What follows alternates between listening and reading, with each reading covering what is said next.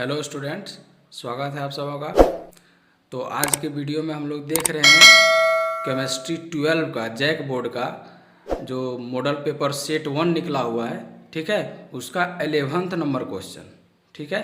तो इसमें कुछ रिएक्शन दिया हुआ है, ठीक है। तो 11th नंबर क्वेश्चन के ए में है बेंजल्डिहाइड है, वहाँ आप लोग को दिख रहा होगा। बेंजल्डिहाइड जो है वो रिएक्शन कर रहा है किससे? सेमी कार्बाजाइड से। बेंजल्डिहाइड है, आप लोगों को दिख रहा है, और वो रिएक्शन कर रहा है सेमी कार्बाजाइड। इसका वहाँ पर फार्मूला है NH2NHCONH2, ठीक है। तो जब ये रिएक्शन करता है तो देखिए वहाँ से वाटर निकल जाता है, ठीक है, और वहाँ बना देता है जो प्रोडक्ट बेंजल्डिहाइड सेमी कार्बाजोन, ठीक है, और वाटर देखिए बाहर निकल गया है, ठीक है। तो ये aldehyde ketone carboxylic acid chapter से है, जो कि बहुत ही इम्पोर्टेंट है। अब बढ़ते हैं 11th नंबर क्वेश्चन का बी में है जो एनिलीन है, वहाँ पर नाम लिखा हुआ है। बेंजीन पर NH2 ग्रुप जब लगा रहता है उसको क्या बोलते हैं? एनिलीन है। और एनिलीन रिएक्शन कर रहा है ब्रोमीन से, ब्रोमीन वाटर से। जब एनिलीन ब्रोमीन वाटर से रिएक्शन करता है, ठीक है, तो दोनों ऑर्थो पोजीशन और एक पारा पोजीशन पे ब्रोमीन लग जाता है, और इसका नाम क्या हो जाता है? 2,4,6 ट्राइब्रोमो एनिलीन, ठीक है। तो एकदम वेरी इंपॉर्टेंट रिएक्शन है। जब एनिलीन ब्रोमीन वाटर से रिएक्शन करता है तो 2,4,6 ट्राइब्रोमो एनिलीन आपका प्रोडक्ट बनाएगा, फाइनल प्रोडक्ट, ठीक है। बढ़ते हैं अगले क्वेश्चन की तरफ। यहाँ पर 11th का जो सी नंबर क्वेश्चन है, वहाँ पर देखिए बेंजीन पर COH दो पोजीशन पे लगा हुआ है, तो इसको क्या बोल देते हैं? थैलिक एसिड, ठीक है, या इसको बोल सकते हैं हम लोग बेंजीन 1,2 डाई कार्बोक्सिलिक एसिड, ये भी बोल सकते हैं। तो इसका रिएक्शन हम लोग किससे करा रहे हैं? थायोनील क्लोराइड से। थायोनील क्लोराइड क्या है? SOCl2। SOCl2 का नाम है थायोनील क्लोराइड। तो जब थैलिक एसिड SOCl2 से रिएक्शन कर रहा है और उसको हीट कर रहे हैं, तब प्रोडक्ट पूछ रहा है क्या बनेगा। तो क्या होगा? वहाँ पर जो COH है, दोनों पोजीशन पर COH लगा हुआ है, तो SOCl2 जब थायोनील क्लोराइड रिएक्शन करता है, ठीक है, तो COCl COH के जगह पर लग जाएगा COCl।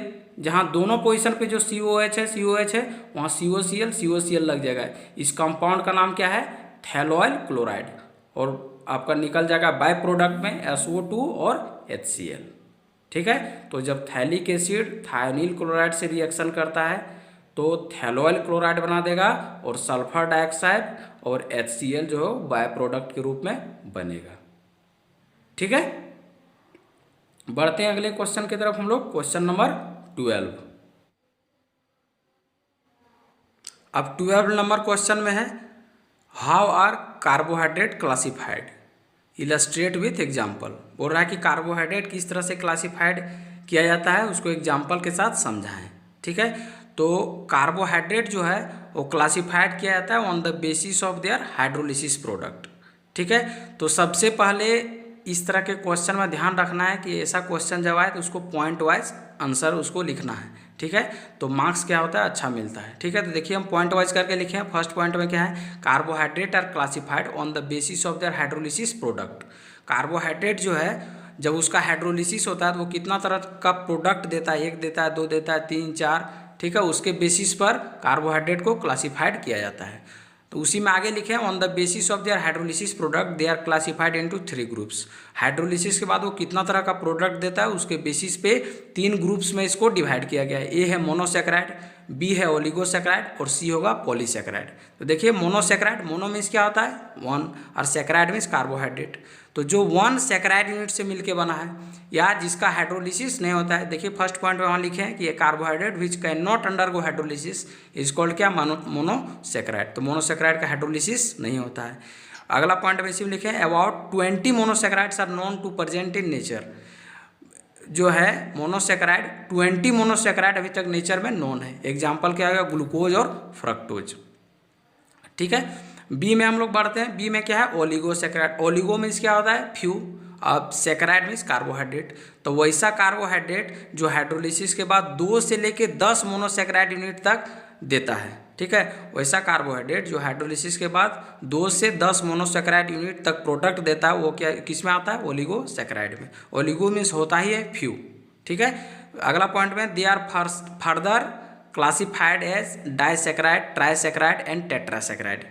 ठीक है, अब देखिए डाइसैकेराइड मीन्स क्या हो गया, disaccharide which gives 2 monosaccharide unit after hydrolysis. वैसा मोनोसैकेराइड जो हाइड्रोलिसिस के बाद 2 मोनोसैकेराइड यूनिट दे उसको बोलते हैं डाइसैकेराइड। इसका एग्जाम्पल क्या हो जाएगा, सुक्रोज और माल्टोज। ठीक है, उसके बाद है ट्राइसैकेराइड, तो trisaccharide which gives 3 monosaccharide unit after hydrolysis. जो हाइड्रोलिसिस के बाद 3 मोनोसैकेराइड यूनिट दे, इसका एग्जाम्पल क्या हो जाएगा, रेफिनोज। एनसीईआरटी में ये नहीं दिया हुआ लेकिन एग्जाम्पल यहाँ पर लिख दिए हैं, जो कि मिल के रेफिनोज किससे किससे मिल के बना होता है। देखिए एक मॉलिक्यूल्स हो गया गैलेक्टोज, दूसरा हो गया ग्लूकोज, शॉर्ट में लिख दिए हैं, और तीसरा हो गया फ्रक्टोज। जो रेफिनोज जो है वो गैलेक्टोज, ग्लूकोज और फ्रक्टोज से मिल के बना होता है। तो 3 मोनोसैकेराइड यूनिट हो गया, तो ये जो है ये मिल के क्या बनाता है, तीनों रेफिनोज, जो कि ट्राइसैकेराइड का एग्जाम्पल है। ठीक है, अब आगे देखिए क्या है, टेट्रासैकेराइड, तो which gives 4 monosaccharide unit after hydrolysis. वैसा कार्बोहाइड्रेट जो हाइड्रोलिसिस के बाद 4 मोनोसैकेराइड यूनिट दे वो क्या हो गया, टेट्रासैकेराइड। इसका एग्जाम्पल हो गया अस्टेकियोज। अस्टेकियोज किससे किससे मिलकर बना होता है, शॉर्ट में लिख दिया नीचे, 2 molecules galactose, GAL galactose, plus GLU मतलब ग्लूकोज और प्लस फ्रक्टोज। तो 2 मॉलिक्यूल्स गैलेक्टोज, 1 मॉलिक्यूल्स ग्लूकोज और 1 मॉलिक्यूल्स फ्रक्टोज, तो 4 हो गया टोटल। तो ये चारों जो है मिलके बनाता है किसको, अस्टेकियोज को। अस्टेकियोज क्या है, टेट्रासैकेराइड है। सी में क्या हो गया, पॉलीसैकेराइड, तो carbohydrate which gives large number of monosaccharide unit after hydrolysis. जो हाइड्रोलिसिस के बाद large number of monosaccharide unit दे वो क्या हो गया, पॉलीसैकेराइड। पॉली मीन्स होता है मेनी और सैकेराइड मीन्स कार्बोहाइड्रेट।